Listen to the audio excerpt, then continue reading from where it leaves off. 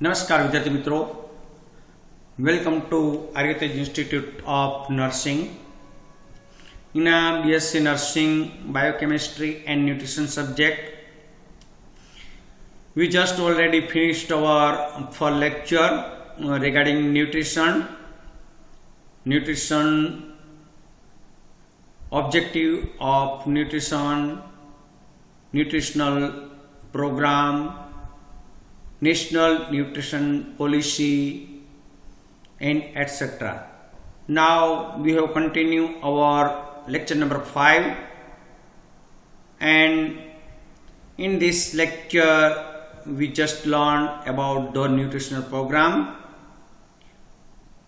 મિત્રો, આપણે આગળ ICDS integrated child development services already જોઈ ગયા, જે અવારનવાર શોર્ટ નોટમાં પૂછાતો એક પ્રશ્ન છે. એવો જ બીજો પ્રોગ્રામ, અને એ છે applied nutrition programme.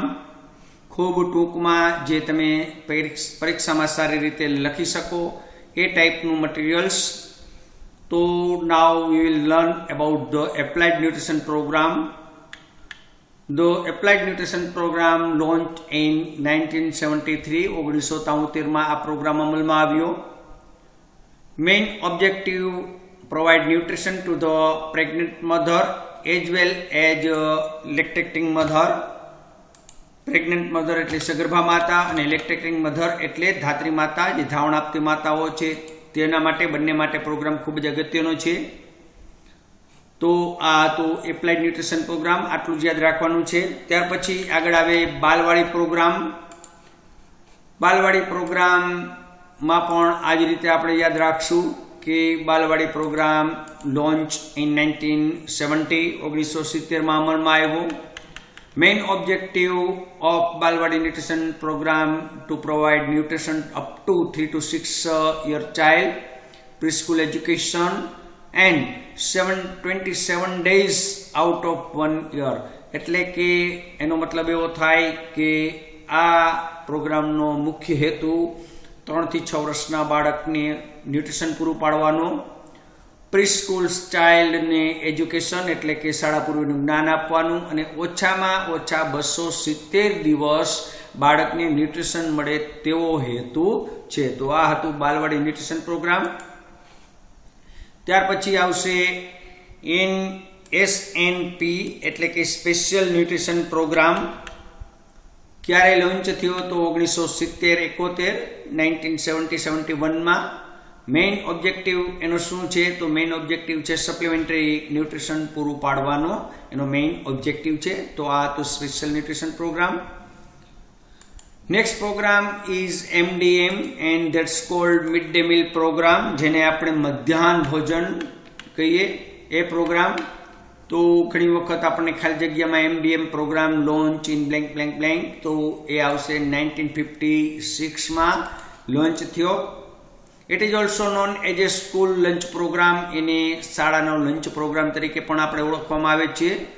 The main objective provide good nutrition to student in a one time in a day. બરાબર, આખા દિવસમાં એક વખત બાળકને સારું ન્યુટ્રિશન પૂરું પાડવાનું, અને એ પણ દરેક સ્ટુડન્ટની હાજરીમાં બધાની વચ્ચે પૂરું પાડવાનું. તો એને કહેવાય mid day meal program. Improve nutritional status of the student. તો સ્ટુડન્ટનું ન્યુટ્રિશન સ્ટેટસ ઇમ્પ્રૂવ કરવા માટેનો અગત્યનો હેતુ છે. તો આ તો MDM. ત્યાર પછીનો પ્રોગ્રામ છે national nutrition anaemia prophylaxis programme. તો એનિમિયા પ્રોફાઇલેક્સિસ પ્રોગ્રામ ક્યારે લોન્ચ થયો? તો લોન્ચ ઇન 1970, 1970માં. It is also known as a school lunch programme. તો આને આપણે સ્કૂલ લંચ પ્રોગ્રામ ચોક્કસ નહીં કહીએ. The main objective to prevent anaemia in mother and child. બરાબર, આનો મેઇન ઓબ્જેક્ટિવ શું છે? તો એનો મુખ્ય હેતુ છે માતા અને બાળકો બંનેમાં એનિમિયા અટકાવવા માટેનો છે. કઈ રીતે એનિમિયા અટકાવવા માટેનો? તો through supply IFA tablet and fortified salt with iron.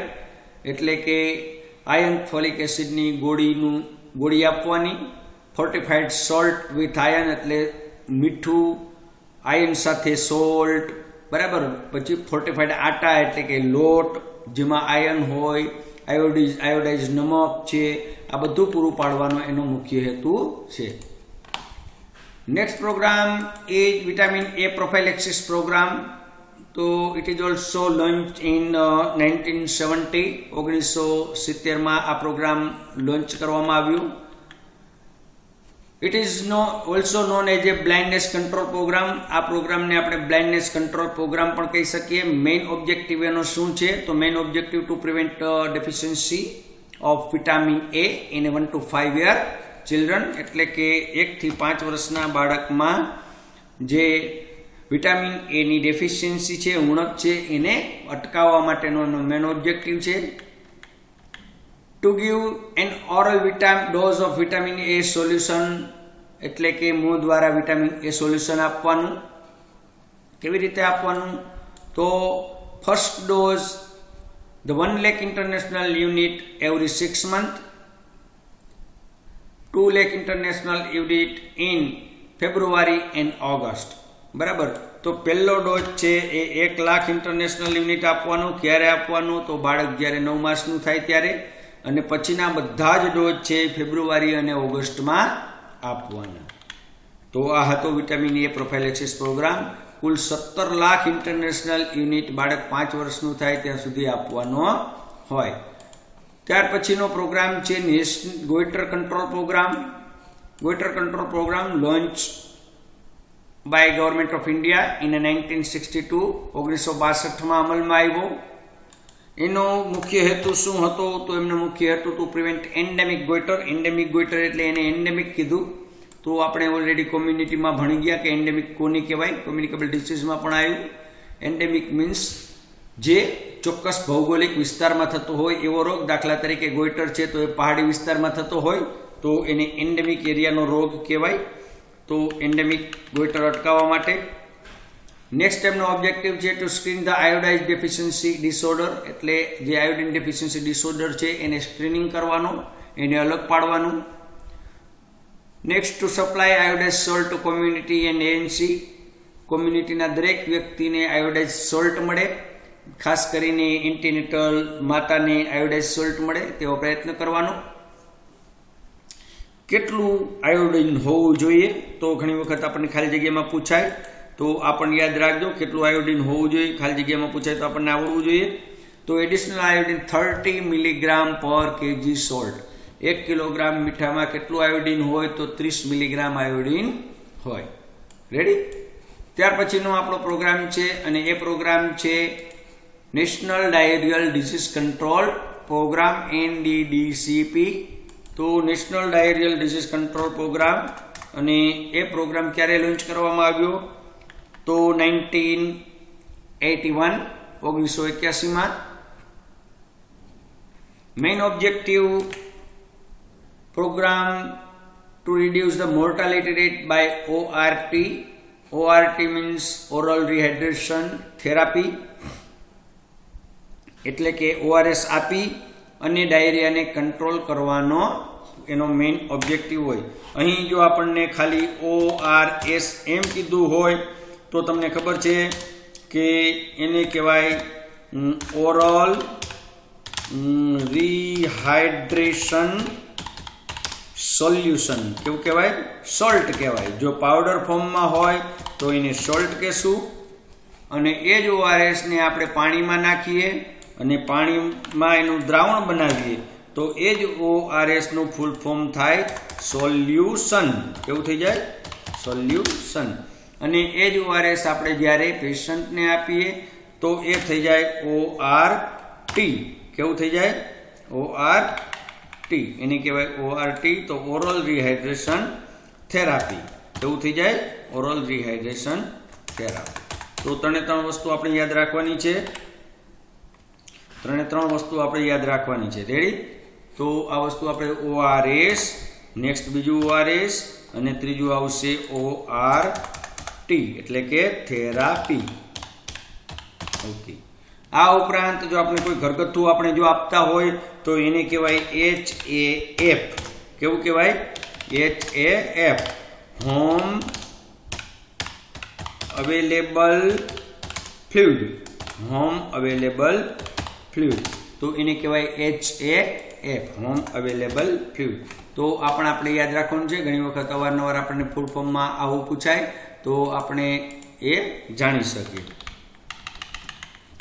ત્યાર પછીનો પ્રોગ્રામ છે અને એ છે કિશોર શક્તિ યોજના. કિશોર શક્તિ યોજના એ તમને ખ્યાલ છે. કિશોર શક્તિ યોજના છે એ 1991માં અમલમાં આવ્યો program. Main objective of program to supply nutrition to an adolescent girl. તો કિશોર શક્તિ પ્રોગ્રામ કેના માટે છે? તો એડોલેસન્ટ ગર્લ્સ માટે છે. ત્યાર પછીનો પ્રોગ્રામ છે તિથિ ભોજન યોજના. આવો પ્રોગ્રામ પણ અમલમાં આવેલ છે. તિથિ ભોજન યોજના પ્રોગ્રામ લોન્ચ થયો છે. તિથિ ભોજન યોજના ગવર્મેન્ટ, જેમાં મોદી સરકાર દ્વારા આ પ્રોગ્રામ લોન્ચ કરવામાં આવેલ છે. મેઇન ઓબ્જેક્ટિવ પ્રોગ્રામનો છે encourage community participation and provide best food by the rich people to the student.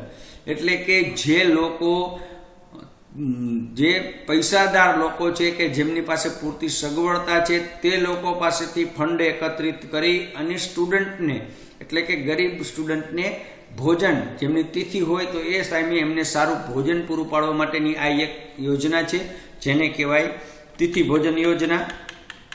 ત્યાર પછી આવશે અક્ષય પાત્ર.